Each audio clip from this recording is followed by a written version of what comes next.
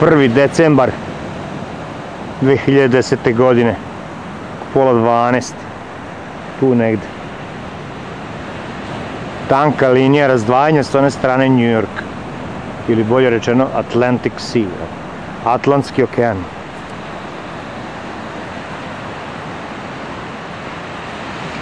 Ovo je do sada najzapadnija tačka do koje sam stigao u životu.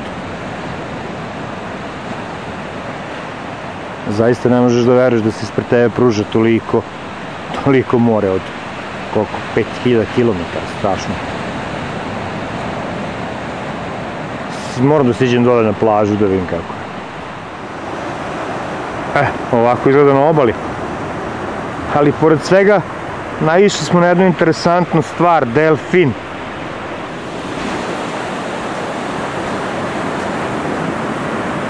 Da, delfin.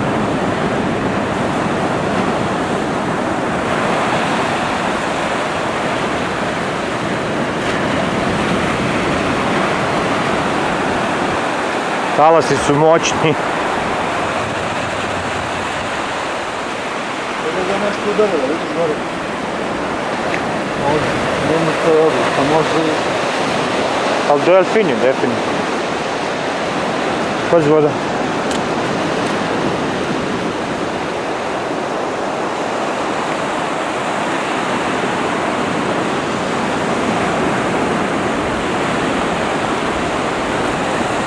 Čamac i pravac Amerika, New York.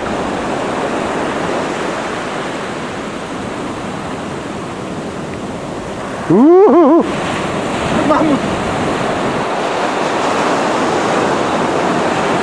Neki talasi dođu stvarno daleko.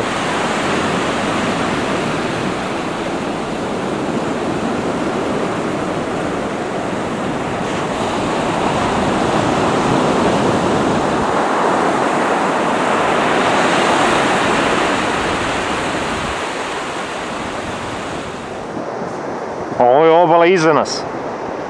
Ovako izgleda. Ovo je jedno malo mesto koje na karti deluje kao neko bitno mesto, međutim to je očigledno samo neko izletničko mesto u kome su sve tako izletnički ili manji hoteli ili privatne kuće.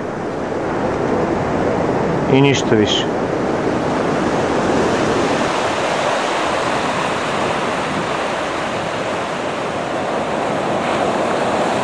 Da, želao sam dugo da dođem na Atlantik i eto.